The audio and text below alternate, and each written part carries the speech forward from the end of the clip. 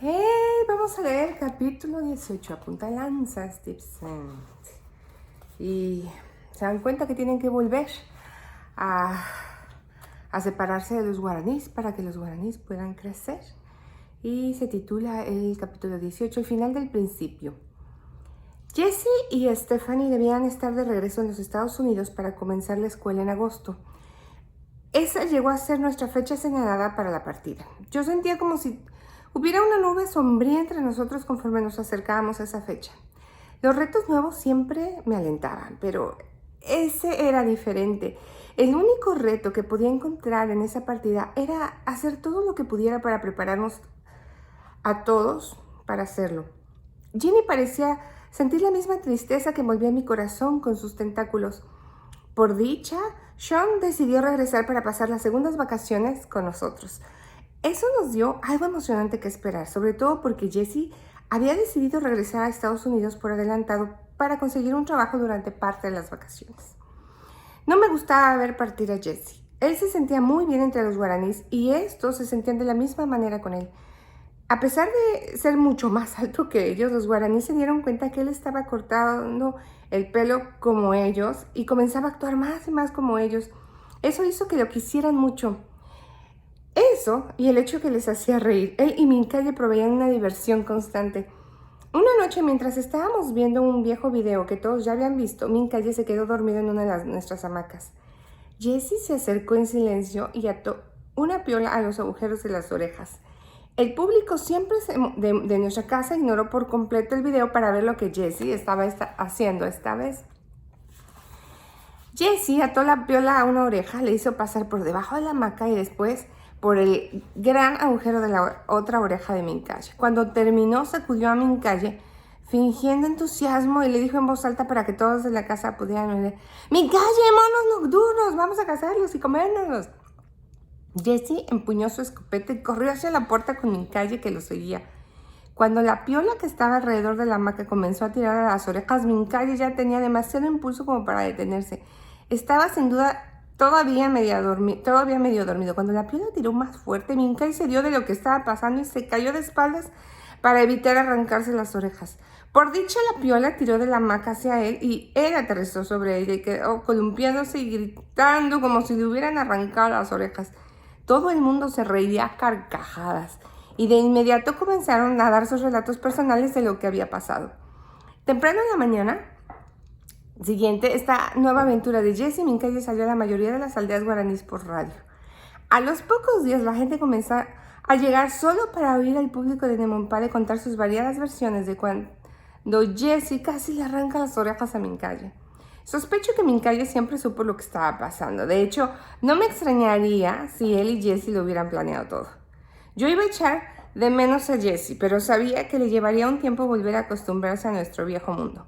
Era mejor comenzar la transición durante el verano en los Estados Unidos mientras trabajaba antes que durante clases rodeado de otros 2000 colegiales. Los compañeros de Jessie y Stephanie no iban a tener la menor idea de que acababan de regresar de un lugar tan extraño a su mundo como Marte es para la Tierra. Sabía por experiencia la soledad terrible que puede ser cuando uno está rodeado de gente que no tiene la menor idea de cómo comprender la experiencia tan grande en la vida que uno acaba de tener. Estoy seguro que por muchos de mis amigos y compañeros nunca pudieron integrarse a sus mundos después de regresar de la guerra de Vietnam. Después del funeral de Gordito, volé de regreso a Nemompare para recoger a Jessie. Él me pidió que lo llevara de visita a Ciudad Terminal antes de irse. Jessie rara vez volaba conmigo porque siempre tenía mucho que hacer en Nemompare. A menudo yo tenía que depender de él para que estuviera al tanto de las cosas. Tenía confianza completa de que él podía encargarse de casi todo lo que pudiera pasar, y los guaraníes habían llegado a ser en extremo leales a Jessie. Cualquiera que se metiera con Jessie o con su familia tenía que dar cuentas a un pequeño ejército. Pero Jessie quería de veras ver Ciudad Terminal, así que volé los pocos kilómetros hasta ahí montado. Al volar por la estrecha garganta un par de veces, le enseñé dónde era el desmonte de Kikita y Mincaye, tanto como el Nekiwi y Davo. Entonces simulé el vuelo. Simulé al abuelo Nate, dejando caer el balde, volando en círculos estrechos entre las inmensas cuestas que encerraban a los dos riachuelos en el estrecho cauce.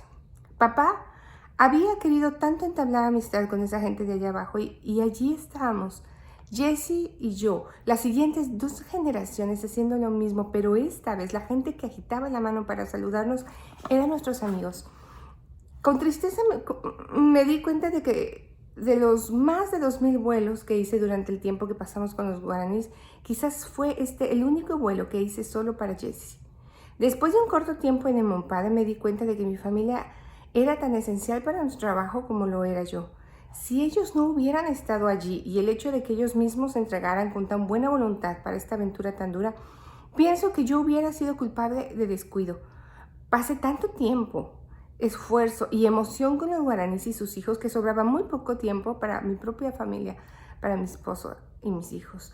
Me sentí tan triste como Jessie y volé de regreso a Emonpade. Me di cuenta de que a lo mejor esa era la última vez que hacía ese viaje.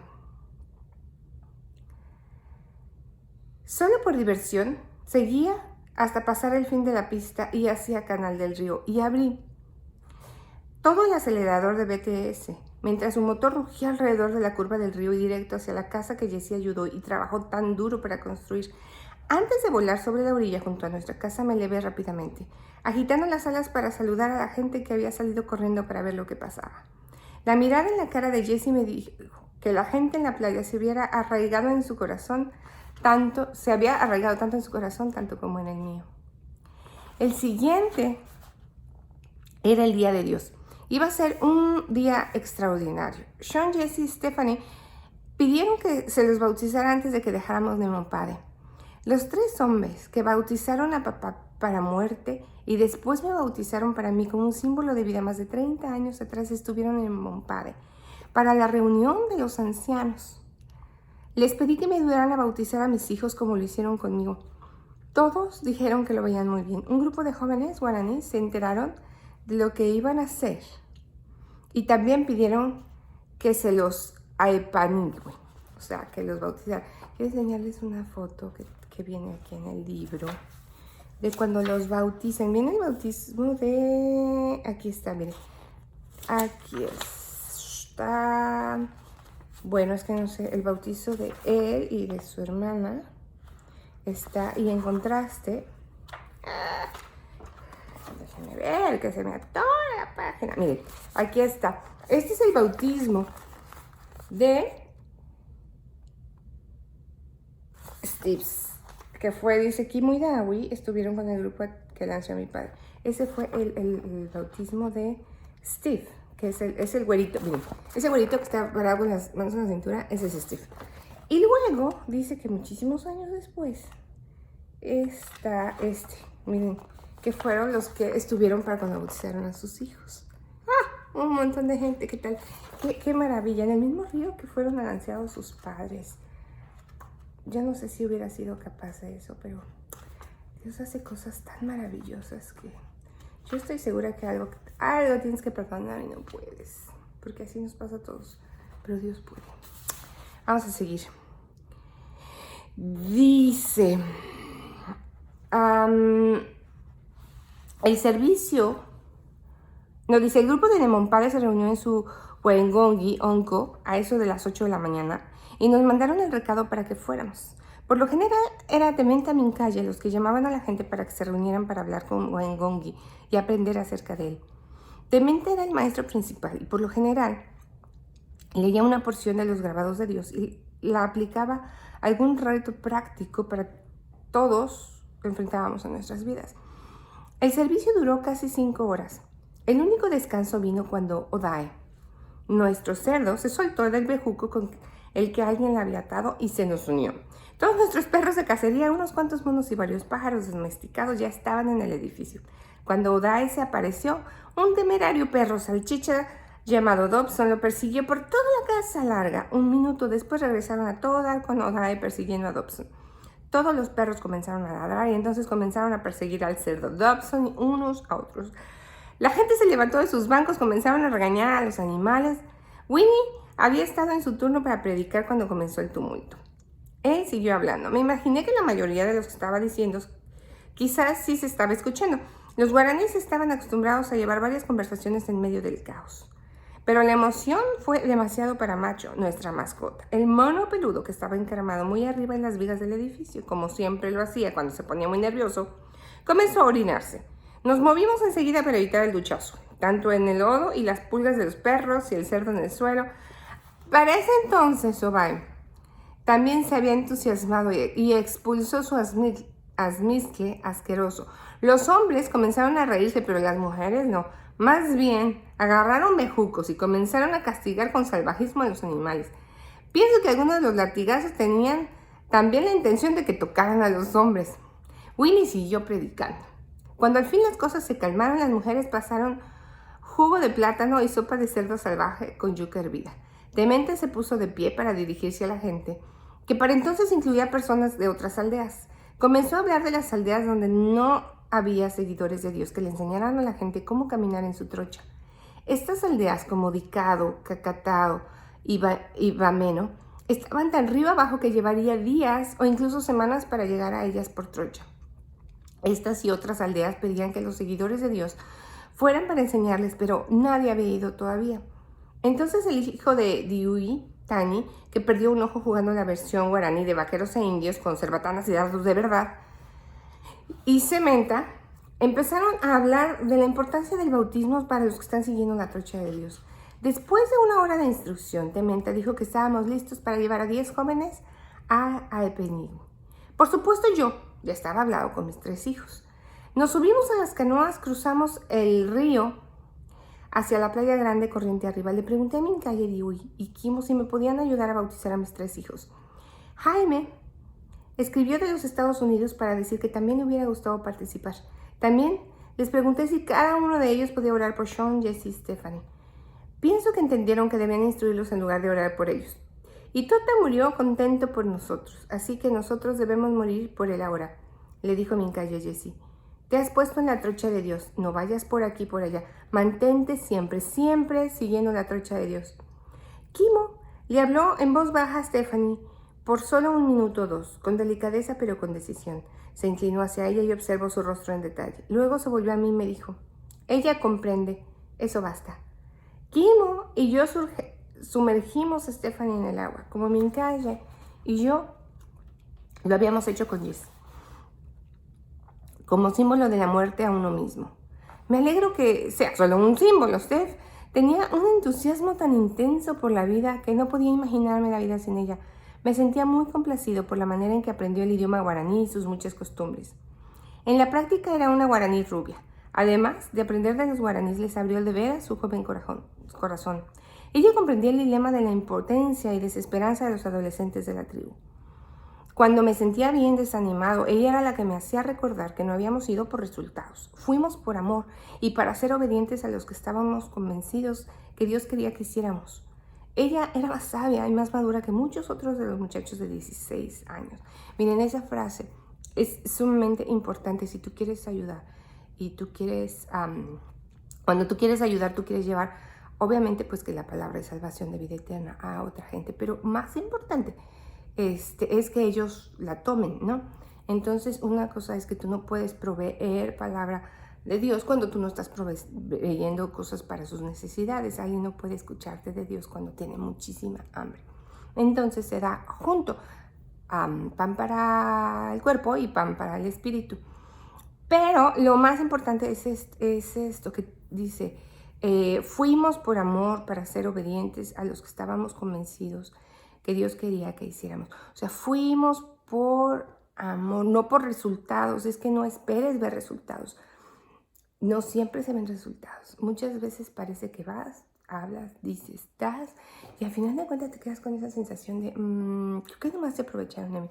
Pero eso no es verdad, porque la palabra de Dios nunca viene vacía. Y todo lo que hagas y digas por amor en el nombre de Dios, para otras personas, para que puedan creer, porque Dios lo puso en tu corazón, siempre va a tener resultados. Eso sí, puede ser que no lo veas, puede ser que sea después de muchos años, puede ser de generaciones, como en el caso de Steve, que su papá no vio los resultados. Su papá murió cuando ellos no creían, sin embargo, los resultados vienen y vemos 2 generaciones atrás donde está un tumulto de gente. Entonces, no te desanimes cuando tú quieras ayudar.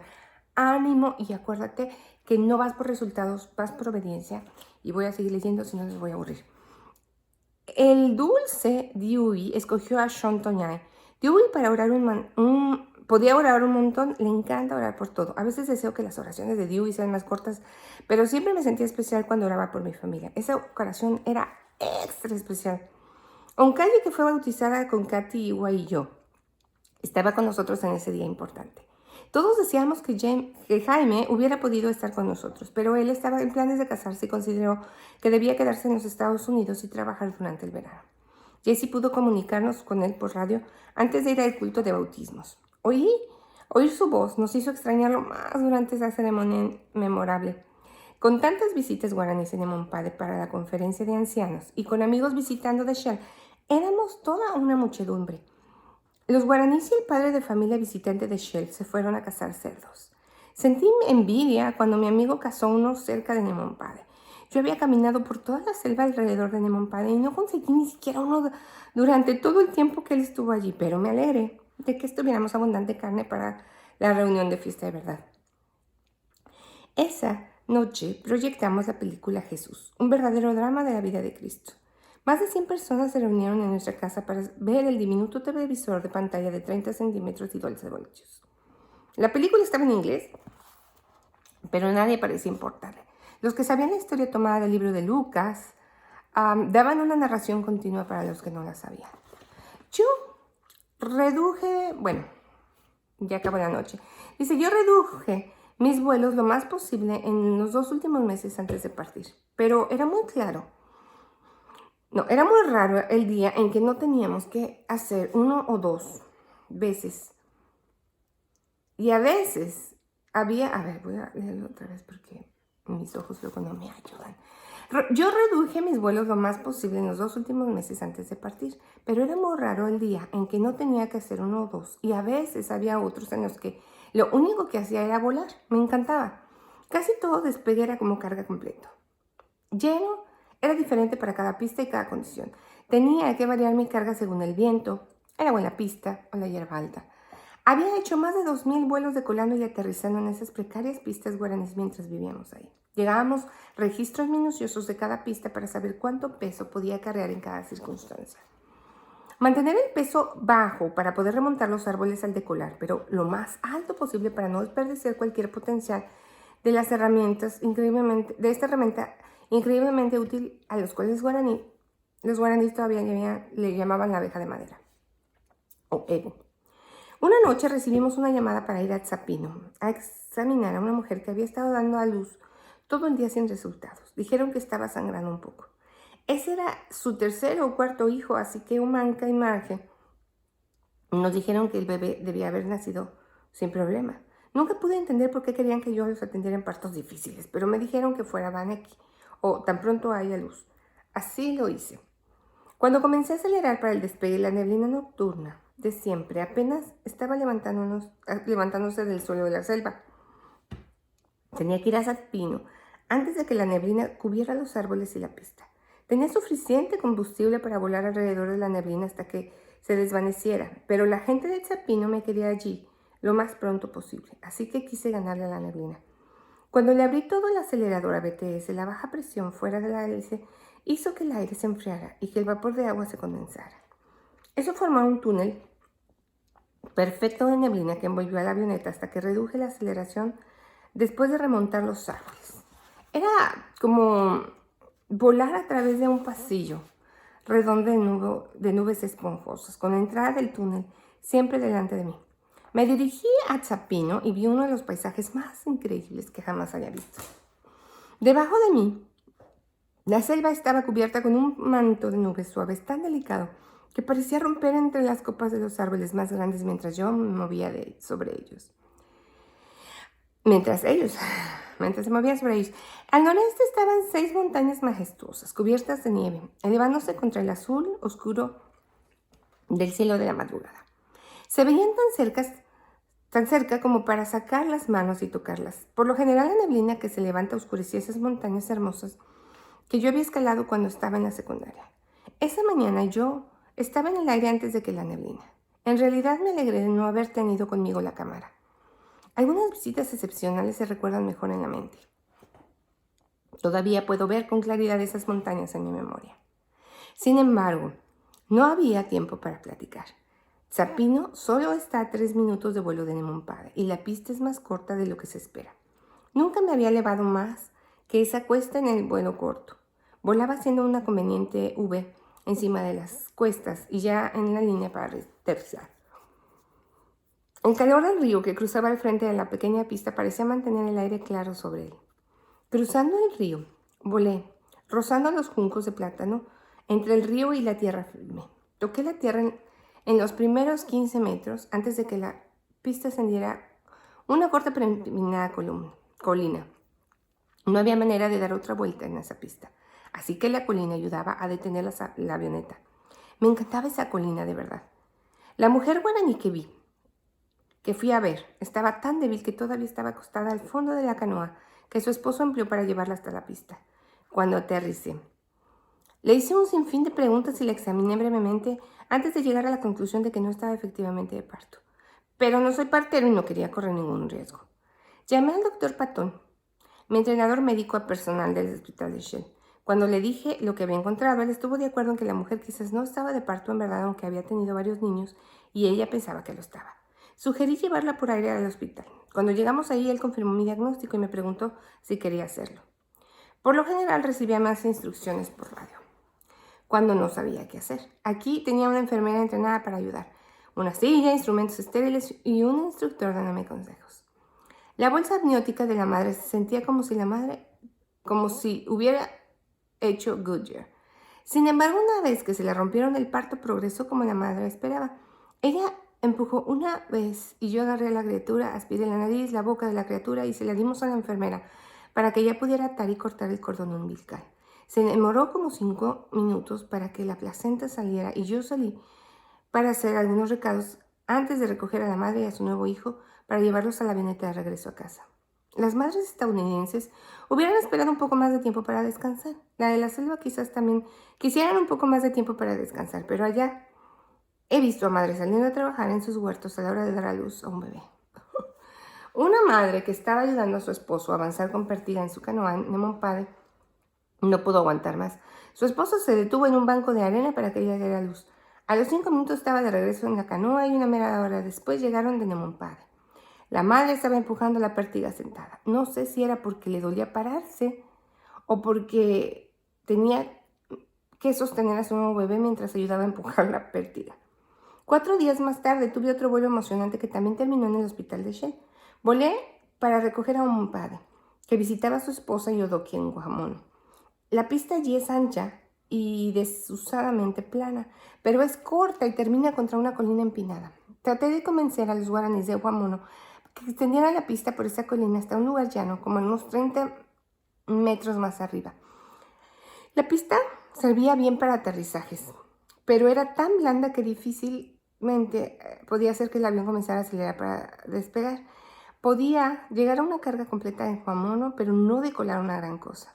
Después de entregar algunas cargas y embarcar a Nemompade y sus regalos de plátanos y carne ahumada, de la que yo estaba haciendo planes comerme una buena porción antes de regresar a Nemompade, me preparé para despegar. Déjenme ver si voy a poder terminar. Sí, voy a poder terminar este capítulo. Di un vistazo a la derecha y después a la izquierda para asegurarme que todos se habían retirado. Uno de los hijos del viejo Bai, Gaba, estaba parado en el lado de la pista. Cuando grité ¡libre!, miré la sección donde estaban los motores del avión y contestó ¡libre! Tenía permiso para encender el motor. Lo hice. La hélice comenzó a girar para completar su primera revolución en donde esperaba que se encendiera como de costumbre. En vez de eso, oí un golpe sordo. Me quedé sentado por un momento y miré a la gente que estaba parada al lado de la pista. Todos se quedaron parados sin hacer ningún gesto ni ademán. Además, casi caí en cuenta de que la hélice debía haber golpeado en donde se suponía que no debía haber nada. Desembarqué y me dirigí hacia la nariz de la avioneta. Allí en el suelo, bajo la hélice, estaba una joven sangrando por la cabeza. Llegué a su lado y me arrodillé, y mi primer pensamiento fue que la había matado. Retiré el cuero cabelludo del sitio de donde salía la sangre de su cabeza. La hélice le había abierto el cuero cabelludo y el recubrimiento entre este y el cráneo. Sentí alivio al ver que su cráneo todavía estaba intacto. Casi esperé verle el cerebro abierto. Ella se despertó y trató de salir corriendo. La sangre le corría por la cara, el cuello y el vestido. Ella parecía aturdida, pero sabía quién era y quién era yo. Le pregunté cómo había terminado debajo de la hélice. Eso no lo podía recordar. La examiné para asegurarme que sus pupilas se dilataban como es debido. Alguien que vio lo que pasó me dijo que la muchacha estuvo detrás de la puerta derecha viendo la carne ahumada de Omonpade. Ompodai, todo el tiempo he dicho Omonpade, pero es Ompodai. Cuando yo miré a la derecha, ella agachó la cabeza para correr por debajo del travesaño del ala, tratando de irse al otro lado de la pista. Pero cuando Gaba dijo libre, ella estaba justo debajo de la resort y él no la vio. La gente de las aldeas de la selva tal vez se sienta incómoda alrededor de los autos, pero están familiarizados con los aviones. Tal vez no se sienta, pero sí. Los aviones, ella sabía que no debía correr debajo de la riostra. Si este primer cilindro se le hubiera encendido, estoy segura que se le hubiera cortado la cabeza en dos. Por dicha, esta vez lo único que teníamos que preocuparnos era que no se desangrara hasta morirse y llevarla al hospital para asegurarnos que no tenía una severa conmoción cerebral. Lavé la herida con agua que tenía en la avioneta. No estaba estéril, pero pues estaba más limpia que la hélice, así que la usé. Entonces la vendé con las provisiones que siempre llevaba la avioneta para situaciones como esta. Tuvimos que dejar a Ompodai y sus plátanos, pero la carne ahumada todavía estaba al frente conmigo. Traté de hacer que la joven siguiera hablándome a fin de verificar que estaba bien para mantenerla despierta. Le puse en el asiento trasero para mantener el centro de gravedad atrás, lo que me permitía un despegue corto. No podía ver cómo le iba a ella. Entonces estiré la mano y le apreté la pierna justo más arriba de la rodilla. Eso llamó su atención. Por reflejo agarró mi mano y la sostuvo para que no le apretara la pierna otra vez. Por fin llegamos a una solución. Ya que yo quería mantenerla despierta y ella no quería que le apretara su pierna otra vez, yo iba a levantar algunos dedos de mi mano y ella iba a agarrarla y apretarla ese número de veces. Si levantaba mis dedos y ella no apretaba, ella sabía que le iba a apretar la pierna otra vez. En serio, yo quería comer carne, algo de esa carne de Omonpade, pero hubiera tenido que compartirla con mi paciente y no pienso que en su estado masticar carne ahumada hubiera sido aconsejable. De regreso al hospital, recibí una lección avanzada sobre suturas. Sentí gran alivio cuando el personal médico del hospital misionero verificó que iba a estar bien. Yo había hecho muchos vuelos en varios países y toda una variedad de condiciones. En los Estados Unidos la mayoría de los vuelos consisten en seguir reglas y oprimir botones. Sin embargo, en la selva de la avioneta era mi coche. Por lo general volaba con una ventana abierta y mi codo saliendo por ella. En realidad se pone muy caliente bajo la ventana de plexiglas, así que por lo general no ponía el picaporte en las puertas sino antes de despegar. Eso me daba algo de ventilación necesaria. No era gran cosa debido a que la velocidad de despegue nadie podía abrir la puerta aunque tratara, pero eso ponía nerviosos a algunos pasajeros de piel clara, así que por lo general cerraba las puertas antes de despegar solo para la tranquilidad de ellos. Los aterrizajes por lo general también ponían nerviosos a las visitas. Mi procedimiento estándar para aterrizar en Omonpade era perder altitud mientras me acercaba a nuestro desmonte.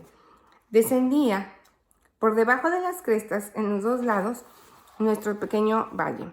Entonces viraba hacia un inmenso árbol muerto o más o menos a media altura de la cresta a mi derecha. Volaba hacia ese árbol hasta estar como a 15 metros entre los árboles y una distancia de una cancha de fútbol del árbol muerto a la cresta empinada justo frente a mí.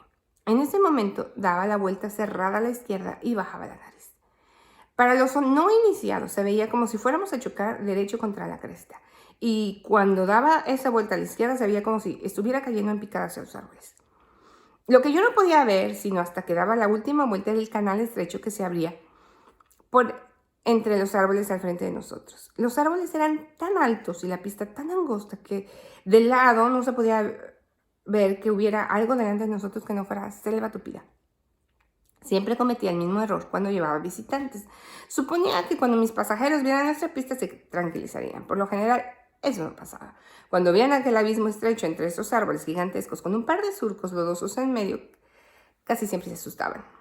Sí, yo me había asustado. Los pilotos de fumigadores tienen reputación de volar, por lo que sostienen en los glúteos, pero casi nunca es ese el caso. Los pilotos de fumigadores que sobreviven tienen límites muy definidos que nunca cruzan. Cuando vuelan En condiciones difíciles a diario, aprenden a diferenciar entre las cosas que son esenciales y las que solo son cosméticas. Para el observador casual, algunas de mis técnicas de vuelo a lo mejor se veían muy arriesgadas, tal como rozar en el tren de aterrizaje los arbustos cuando aterrizábamos en Kiwado.